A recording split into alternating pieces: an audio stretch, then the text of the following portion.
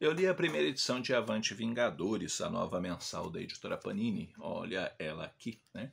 E o que me fez comprar esse gibi, sendo ultra mega super sincero com vocês, foi justamente o fato do Hulk integrar o mix dessa revista. Eu não queria que o Hulk integrasse o mix dessa revista, eu queria que o Hulk continuasse sendo publicado em encadernados do jeito que foi no formato quando teve a fase do Al Ewing, né, no Imortal Hulk. Mas a Panini achou por bem de colocar o Golias Esmeralda dentro dessa mensal. Uma das argumentações é justamente a Guerra do Banner, que é um arco aí junto com o poderoso Thor. Mas isso não convence muito, porque quando teve o arco do Batman junto com o Flash, lá do Bottom, né, deu para colocar dentro do encadernado sem nenhum tipo de problema. Então quem não colecionava nem o Flash e nem o Batman na época, mas queria só o gibi do Bottom, resolvia isso tranquilamente no encadernado. Então não é muito convincente. Eles queriam, na verdade, formar o mix e acharam por bem colocar o Hulk aqui também. O mix é composto por Vingadores Eternamente e também por, além do Hulk, né, o Vingadores Eternamente e também o Pantera Negra. E aí nessa edição ainda tem algumas páginas do Dia do Quadrinho grátis, essas páginas que são aí uma introdução à fase do Donny Cates junto ao Golias Esmeralda. Uma das questões quando a gente compra um mix, uma mensal só por conta de um personagem, é justamente se esse mix vale a pena. Mas por quê? Porque se as histórias as outras histórias forem todas ruins, você está dando R$26,90 só por conta do seu personagem preferido. E acaba sendo um preço bem alto por conta de uma história só. E posso dizer a vocês que a fase do Hulk é uma fase razoável, né?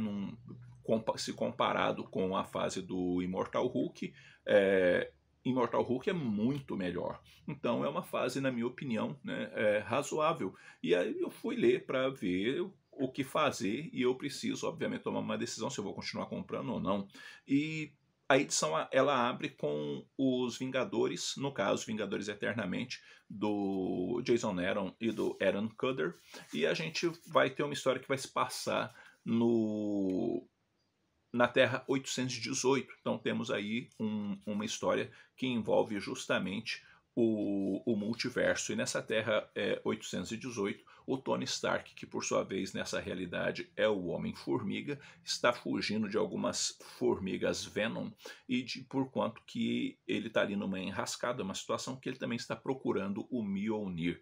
Ele está juntando algumas relíquias para que por meio dessas relíquias ele consiga salvar o mundo dele. Haja vista que o Caveira Negra devastou o mundo, a Terra 818, haja vista que o plano justamente dos mestres do terror multiversais é dominar todas as realidades, né? E o Tony Stark vai contar ainda com a ajuda do Motoqueiro Fantasma e do Deadlock. E é uma história que você pode chamar de ok, com uma arte bacana, mas é uma história ok que não impressiona muito, até porque a fase do Jason Aaron não impressiona muito, né?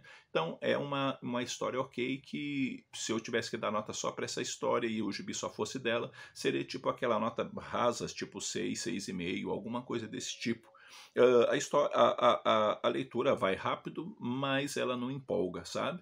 Ela não empolga, é como se faltasse algum tipo de tempero na história. Depois a gente vai ter o Hulk do Donny Cates e do Ryan Ottley. E ali a gente vai saber, não é, que houve um problema em El Paso, muita gente morreu por conta de alguma coisa que aconteceu com o Hulk. E diante de todas essas pessoas que morreram, o Banner então tem um momento onde dependendo do ângulo que você olhar, você vai ver um Banner talvez mais vilanesco. Mas a grande questão é que ele vai dizer que ele nunca quis ser vilão e tampouco, aliás, nunca quis ser herói, tampouco vingador, nem defensor, nem nada disso. Seu sonho quando moleque era ser astronauta. Então ele também queria ser alguém que criasse coisas e por aí adiante, ajudasse e tudo mais, mas o que ele acabou fazendo mesmo foi bombas e por aí adiante.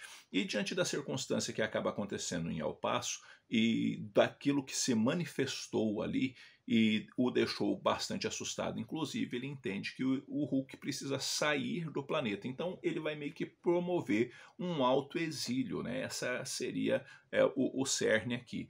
Mas o que exatamente aconteceu? A questão é que o Banner transforma, né? O arco chama Esmagonauta, né? Transforma o corpo do Hulk numa nave espacial, digamos assim, e ele tranca, divide a sua mente, a sua consciência em três departamentos. Né? O Hulk vai estar preso, o outro vai ser ali o corpo do Hulk em si, e a outra questão seria a sala de comando, onde o Banner comanda tudo que está acontecendo. Vai ter ali um enfrentamento junto ao Homem de Ferro, coisa e tal, porque ele quer ter acesso a um determinado portal, porque é importante que ele saia e ele vá desbravar ou achar algumas respostas por aí adiante. Mas a questão está muito mais para ele distanciar o Hulk de tudo mais. É um começo que levanta muitas perguntas, né, quando a gente pensa no Hulk do Donny Cates. Essa primeira história em si, ela não é uma história ruim, ela é uma história bem contada, ela é uma história que planta bastante perguntas, é uma história que você vai procurar tentar identificar ali o que realmente está acontecendo, por que o Banner tomou essa decisão e essas coisas assim. Então é uma história interessante, é um começo interessante. Eu só acho que depois, como eu li até a presente história lá nos Estados Unidos, eu acho que oscila em muitas coisas, né? Talvez uma releitura das histórias também acabe oferecendo uma perspectiva melhor. Mas o Hulk do Donny Cates começa de uma forma promissora, eu diria assim. E depois a gente vai ter o Pantera Negra do John Ridley, que eu ouvi algumas pessoas, inclusive, dizendo que é uma fase ruim e que não é bacana. Entretanto, porém, eu achei interessante essa primeira história. Por quê? Porque a gente tem uma trama que envolve um pouco de conspiração, envolve também as questões políticas, envolve algumas decisões que o Pantera Negra tem que tomar e por aí adiante. É uma história onde a gente vai ver o Pantera Negra tendo que lidar com o fato de que o Wakanda agora, embora tenha um rei, né, ele também agora tem uma primeira-ministra, e, consequentemente, tem um parlamento, e esse parlamento é que vai tomar decisões e tudo mais, e tem ali uma relação intruncada, bem intruncada entre o parlamento e o próprio T'Challa. Ele, embora tenha cedido, né, a essa questão, ele não cedeu, digamos assim, de bom grado. E, diante dessa circunstância toda, ele também tomou algumas decisões, uma vez que o seu intuito sempre é proteger o Wakanda. E, mediante essas decisões, um amigo dele acabou morrendo por fazer parte ali